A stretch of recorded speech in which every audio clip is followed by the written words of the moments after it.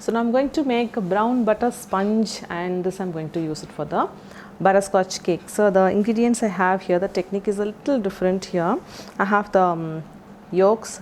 The eggs are separated, so there are yolks, and then there is one part of the sugar that will go with the yolks, and the butter I have divided as the regular butter that is here, which is going to be part of the creaming method initially, and then the rest of the butter is the brown butter that we just made, and that will go together with the yolk and the sugar to make a mayonnaise. Instead of oil, there is brown butter that we are going to follow the process to thicken up the yolk with the sugar, and there is the whites, and with the whites I'm going to add sugar and make meringue. And so the yolk, sugar and brown butter will be thickened up, and that will be separate, and then the whites, sugar will become meringue, and that also will be left separately. And then finally I'll have the butter here, the little portion with the sugar, to go on in the creaming method initially, and then all the dry ingredients will be sifted ahead of time, and then that will go together with the butter and the sugar, and then the vanilla will also go there together with the milk. There is milk also in the recipe. So we have all the other ingredients, which is the butter and that portion of the sugar together with the dry, and then the milk and the vanilla, that will be one portion, and then we have the whites, that sugar will be the meringue, and then the yolk, sugar and the brown butter will be the thickened yolk. So we have all three elements separately made, and then we are going to fold all of them together to have a really light butter sponge. So it's not going to be dense. We are separating the yolks and the white, and we are making a meringue to have a very light sponge, also incorporating the brown butter into this to make the flavor of the sponge yet have the texture really very light. Okay, so let me just start with sifting the dry ingredients. Just going to have the sieve in here, add the all-purpose flour in,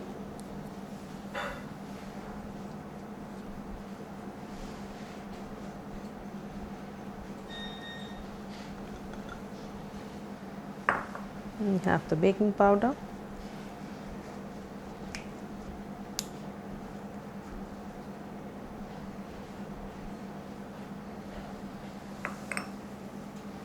and salt. I'm just going to sift this together.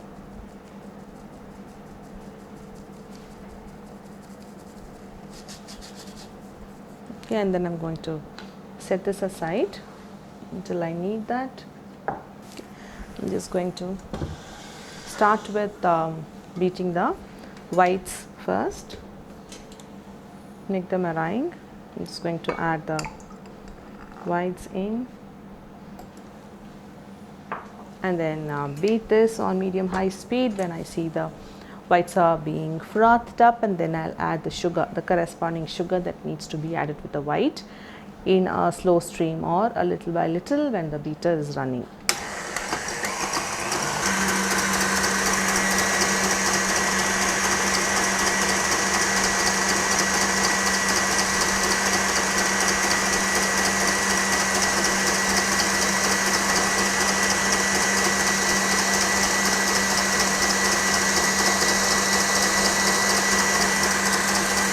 So the whites are frothed up now, so I'm adding the sugar a little at a time.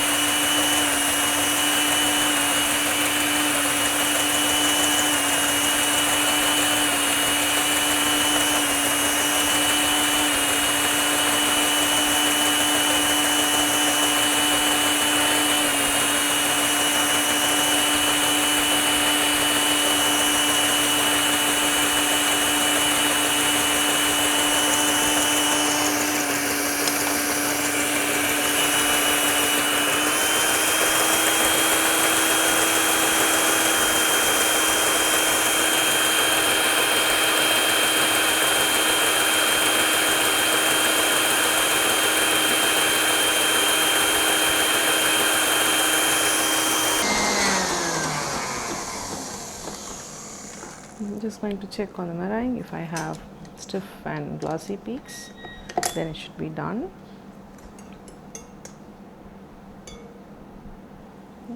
So it looks good. It doesn't have to be like really stiff, but then glossy, and anywhere between soft peaks to stiff peaks should be good enough.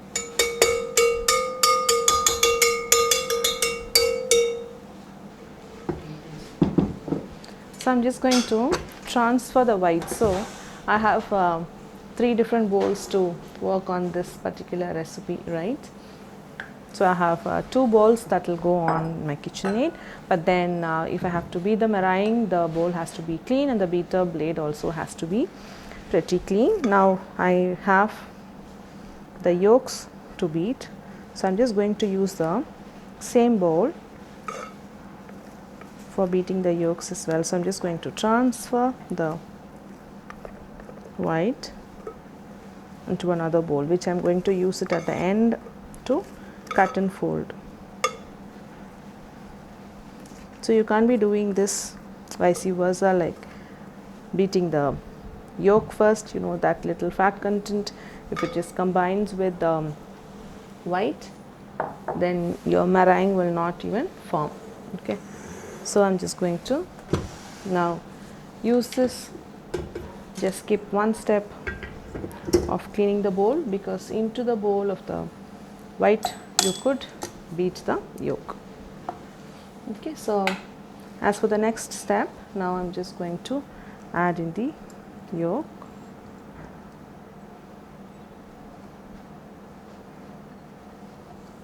And then beat until the yolks break up, and then I will start adding the sugar a little at a time until we have a thick consistency, and then I will be adding the brown butter again a little at a time until we have a very thick mayonnaise texture.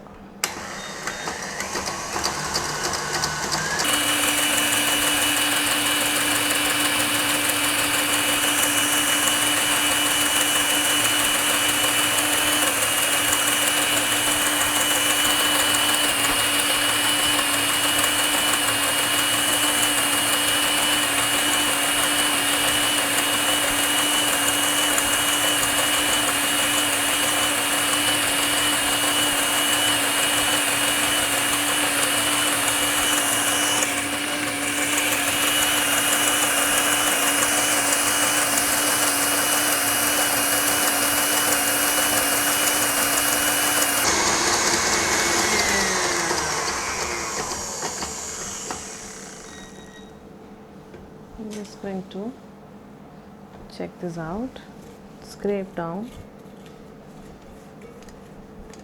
and add all the sugar in, scrape down the bottom of the bowl as well, and then again continue beating until the yolk thickens up furthermore before I add the brown butter.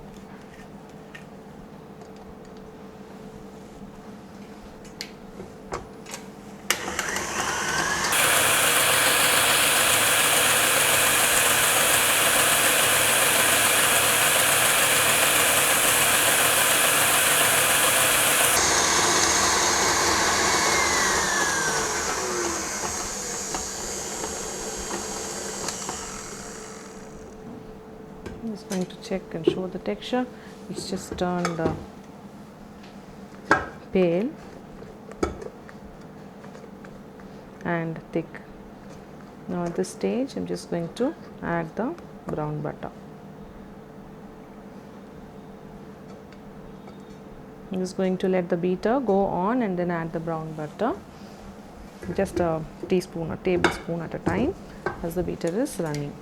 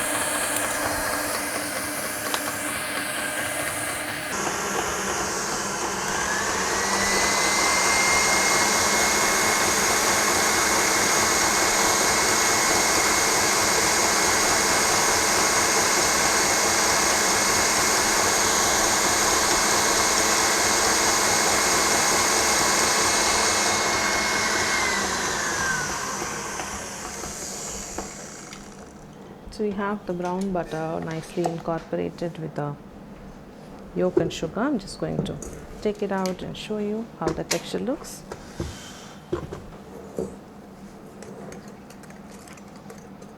So you can see it's just the yolk, sugar and the butter. You just pour back, it will just fall down and then hold the shape for some time, and only after which it will disappear. That's what we are looking at.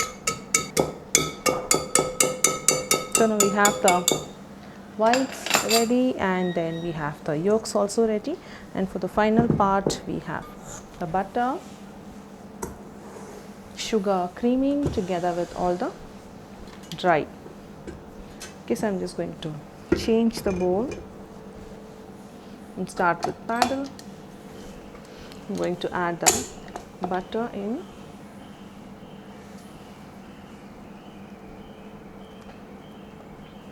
So the butter is quite soft. If your butter is a bit stiff, then beat the butter and then add the sugar. I'm just going to add butter and the sugar, soft sugar, and then beat them on medium-high speed until the butter and the sugar creams, which is nothing but making the butter and the sugar become light, creamy, pale and fluffy.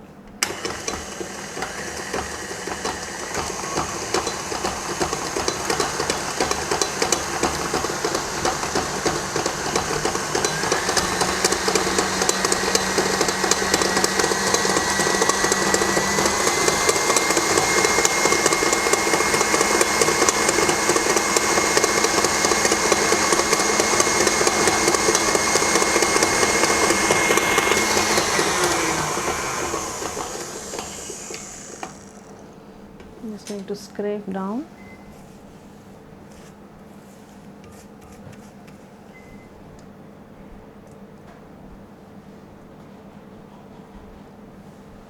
And then beat for maybe a couple more minutes.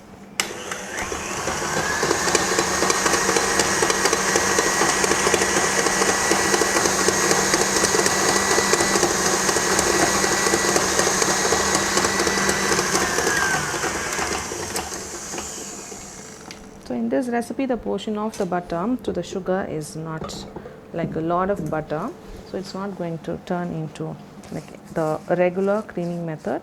So what we'll have is something like this, which is the color of the yellow tinge of the butter goes away, but then the quantity of the sugar will look more for the butter, but that's how it is supposed to be.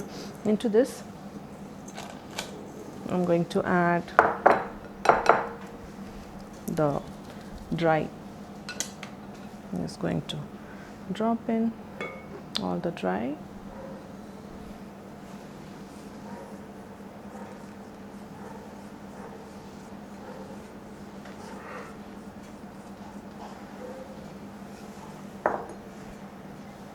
Then add the milk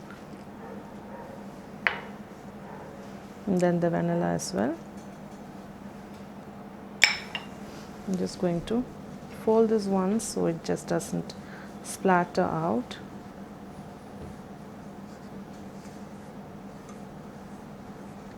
This one is going to be pretty thick because it doesn't have the eggs, or the butter is also not much, but we're just going to put it together with a beater and then lighten it up so you're able to fold it well when we are going to add the meringue and the yolk brown butter mixture.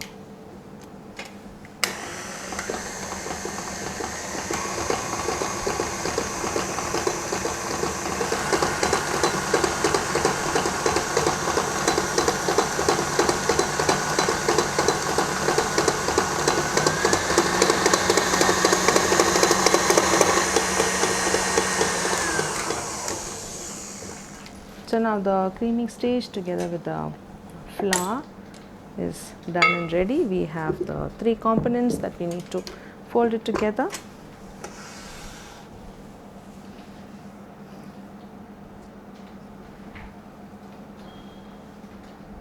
So this one is going to be thick. Now I have all three with me. So the creaming method. The butter and the dry ingredients are here, and then there is meringue, and then there is the yolk with the brown butter, right? So into this I'm going to add, because this one is the thicker lot, I'm going to take the yolk, one part of it, add it in,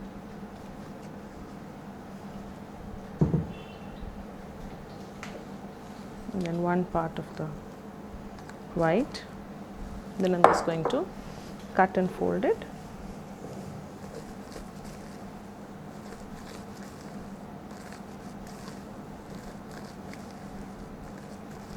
So just break the whites first, and then even if you see the streaks of white, don't try to incorporate them all at the first addition itself. Even if you see a bit is not fully incorporated, just go on and then add the second portion of the yolk,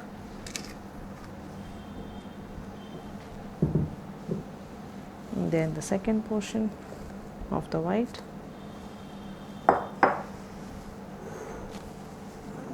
then again cut and fold. Just break the whites first, just go all the way till the bottom of the bowl, scrape it on the sides,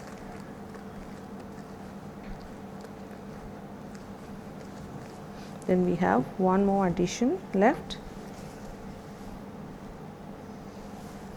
So the last one, scraping down.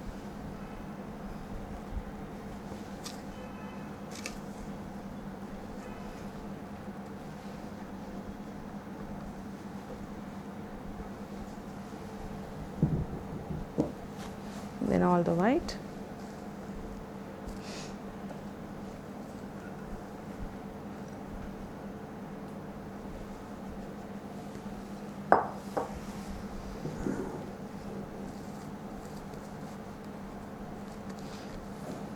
Now when you're separating the whites, yolks, and then folding it into the batter, you just need to be a bit more careful in not over folding, because the volume that comes from beating the whites and making it into meringue, you will have to retain that volume and have a thick batter. And if you overfold, then you're going to have a flat sponge which looks very dense. Okay, so now the batter making part is all done, and I have the pan prepared. I'm going to use one 6-inch pan with a hangout, and this cake has to be baking at 160 degrees Celsius for about 35 to 40 minutes, or until the cake is not wobbly and a toothpick inserted into the center coming out clean.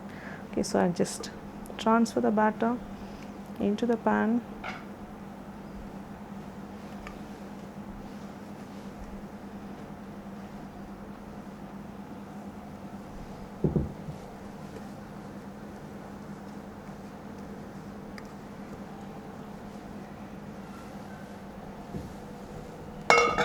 Just going to tap the pan once or twice to release bigger air bubbles, and I'm going to bake this at 160 degrees Celsius for about 30-35 minutes, and then get back to show you how this cake is got baked.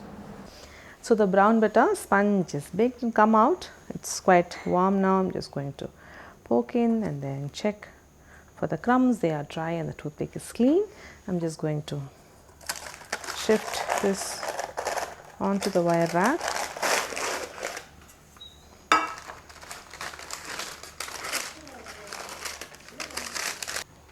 And just going to, it's quite warm, and so this is quite soft and warm now. You know, we have to be wrapping it cling wrap in 2 layers and then freeze it before we are going to use it to make the butterscotch cake.